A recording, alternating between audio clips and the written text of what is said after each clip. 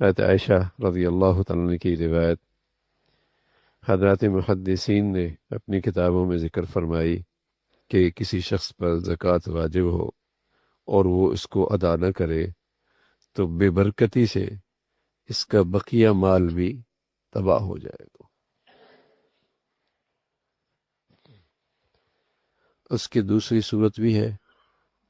اور دوسری صورت یہ ہے کہ ایک آدمی زکوٰۃ کا مستحق نہیں ہے اور زکوٰۃ کی رقم لے رہا ہے اور زکوٰۃ کا مال لے رہا ہے، اس سے بھی اس کا دیگر مال تباہ ہو جائے گا، بے برکتی آ جائے گی، نحوست آ جائے گی۔ ایک صورت تو یہی ہے کہ آدمی نے اپنی زکوٰۃ نہیں نکالی، یا نکالی تو پوری نہیں نکالی، دودھ کی بالٹی میں 1 کلو کے برابر آ کر پیشاب ڈال دیں یا 1 قطرہ ڈال دیں تو دودھ کی پوری بالٹی گندی ہو جاتی ہے۔ زکوٰۃ پوری کی پوری ادا نہیں کی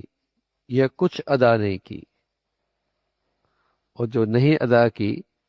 جب وہ دیگر مال کے ساتھ مل جائے گی تو اس کی برکت اور نحوست سے وہ دوسرا مال بھی برباد ہو جائے گا۔ اور یہ اللہ کے نبی صلی اللہ علیہ وسلم نے فرمایا کہ ایسا ضرور ہوگا الا اہلکت، ایسا ضرور ہوگا۔ اور میں نے عرض کیا کہ اس کی دوسری صورت بھی ہے کہ ایک آدمی زکوٰۃ کا مستحق نہیں ہے اور وہ زکوٰۃیں لے رہا ہے۔ اللہ کے نبی صلی اللہ علیہ وسلم فرمایا کرتے تھے ایک وقت ایسا آئے گا کہ آدمی کو کوئی پرواہ نہیں ہوگی کہ یہ مال میرے لیے حلال ہے، حرام ہے، جائز ہے، ناجائز ہے، میرے لیے یہ صحیح ہے یا غلط ہے، بس آنا چاہیے، کہیں سے بھی آئے، گنتی بڑھنی چاہیے،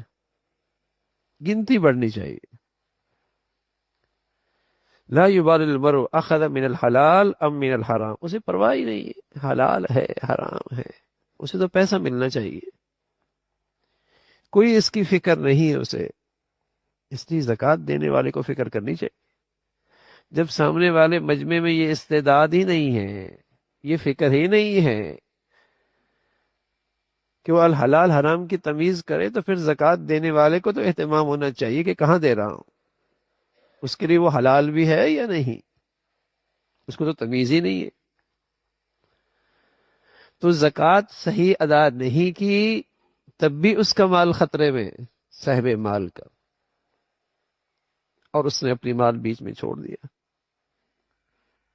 یا یہ کہ مال جو سامنے والا ہے وہ زکوٰۃ کا مستحق نہیں ہے اور وہ زکوٰۃ لے رہا ہے، تو یہ خطرے کی بات ہے۔ تو اس حدیث کا مطلب یہی ہے کہ ایک غنی آدمی، ایک جو ہے وہ آدمی صاحب مال ہے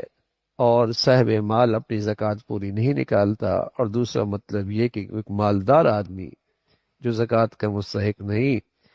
غلط طریقے سے زکوٰۃ وصول کرتا ہے، تو یہ جب مال اس کے دیگر مال میں شامل ہوگا تو وہ اسے منحوس اور اسے تباہ کر دے گا۔ اور یہ دونوں صورتیں رسول اللہ صلی اللہ علیہ وسلم کی اس حدیث میں ثابت ہو رہی ہیں کہ ان دونوں کے لیے یہ گناہ اور اس کے مال کو تباہ کرنے والا ہے۔